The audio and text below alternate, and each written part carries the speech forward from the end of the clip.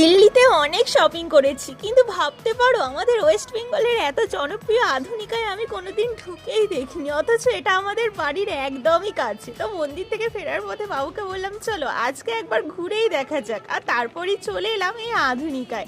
আর এখানে এসে তো ওয়েস্টার্ন ড্রেসের দিকে আমি তাকাইনি, বিকজ দিল্লির মতো ওয়েস্টার্ন ড্রেস আর কোথাওই পাওয়া যাবে না।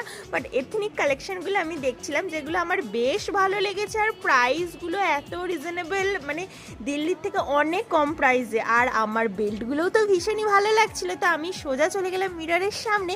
এবার তোমরা বলবে যে কোন বেল্টটা বেশি ভালো লাগছিল, ব্রাউনটা না ব্ল্যাকটা।